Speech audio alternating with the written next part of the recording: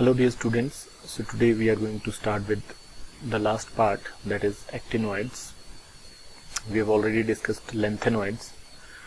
Actinoids includes 14 elements from thorium, that is atomic number 90, to lawrencium, that is atomic number 103.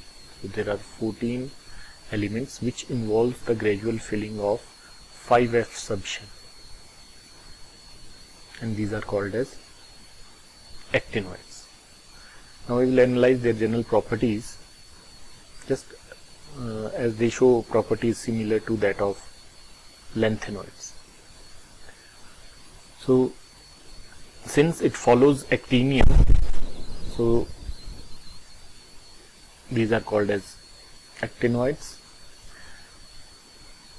Atomic numbers are given in this table: 89 actinium, then 90 thorium, 91 protactinium, 92 uranium, 93 neptunium, 94 plutonium, 95 americium, 96 curium, 97 berkelium, 98 californium, 99 instanium, 100 fermium, 101 mendelevium, 102 nobelium, and 103 lawrencium. So in total there are 15 elements, out of which one is actinium. Symbols are given and then their electronic configuration. So the important properties are their electronic configuration, atomic radii, and oxidation states.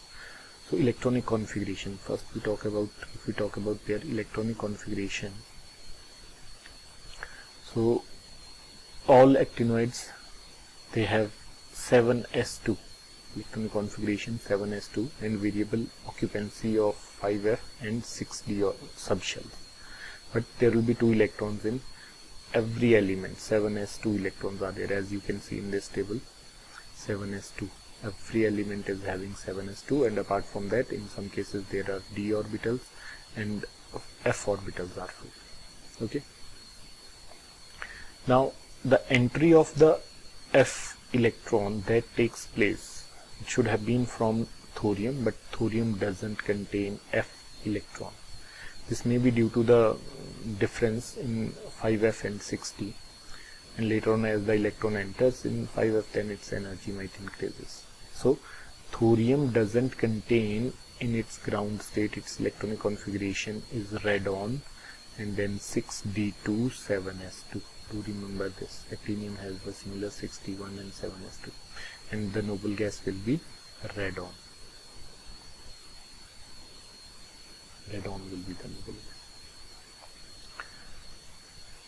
Then protactinium, it will have 5f2, straight away 5f2, and then 6d1 7s2.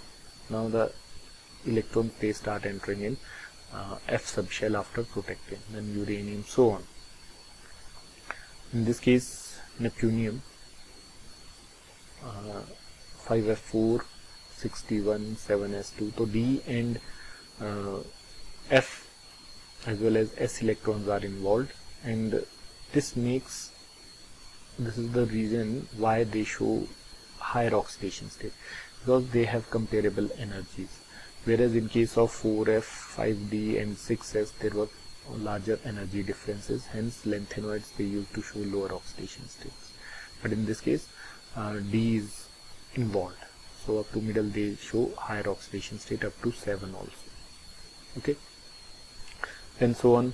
Now in this case, as you can see that in americium, 5f7, that is half filled f subshell is there, and in the same manner curium will have 5f7, 6d1 and 7s2 electronic configuration, and berkelium 5f9, californium, so on.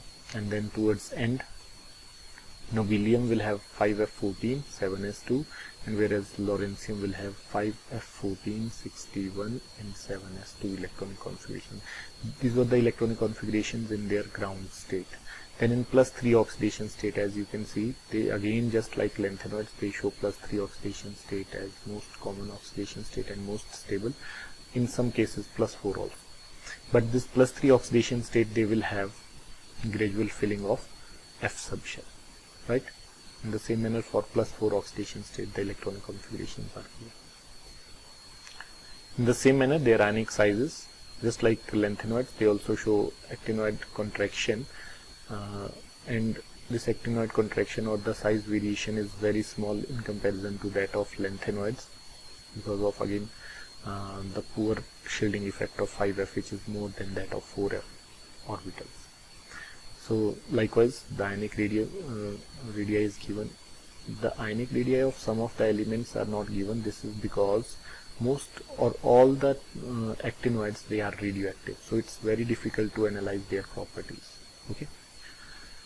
So in +3 oxidation state, their atomic radii is given, ionic radii is given, and in +4 oxidation state. So there is gradual decrease in ionic radii, atomic and ionic radii of these actinoids, and they also show actinoid contraction due to very poor shielding effect of 5F electrons. So all the properties we have already discussed in lanthanoids. Now related to their oxidation states. As we have seen in lanthanoids they show oxidation state up to +4. But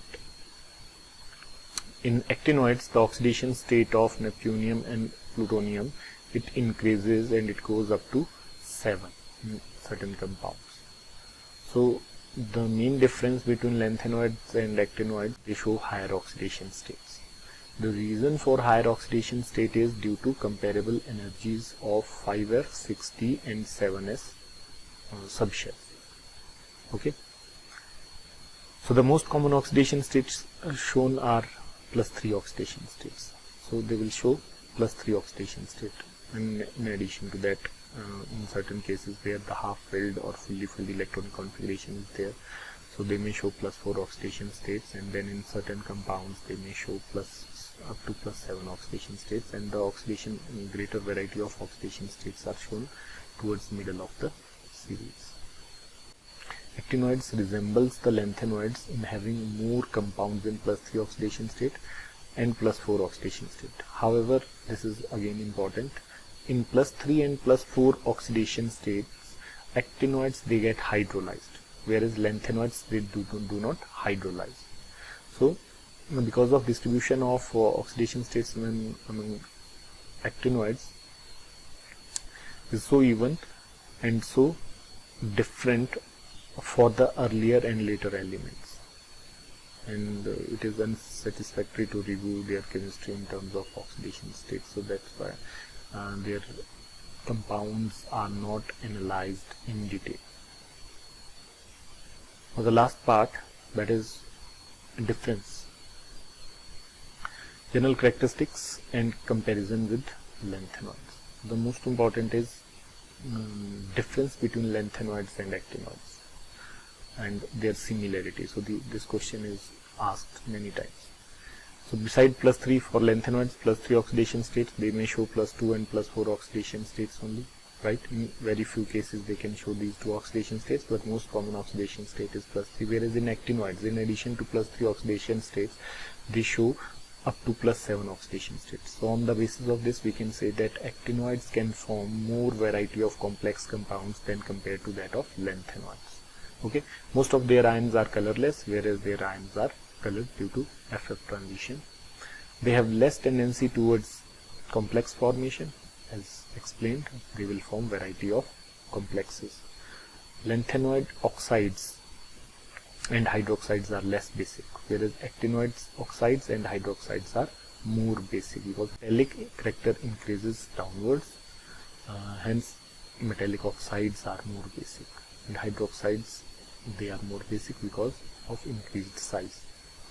Then lanthanoids, they do not form oxocations, whereas there are oxocations which are formed by uranium, plutonium. Okay, except promethium, they are non-radioactive. So only promethium is radioactive, and these all are radioactive species. Actinoids, all actinoids are radioactive. And related to their magnetic properties, they can be easily explained, whereas the magnetic properties of these cannot be explained. They are more complex. Okay, so these are the points of difference between lanthanoids and actinoids. Then what are their similarities? So similarities, both show mainly oxidation state, dominating oxidation state, or most of the compounds which exhibit, they show +3 oxidation state. Both exhibits contraction in radii, that is in lanthanoid it is called as lanthanoid contraction, whereas in actinoids it is called as actinoid contraction. Both are electropositive and reactive, so both are being metals and they react easily, and both exhibit magnetic and spectral properties. So these are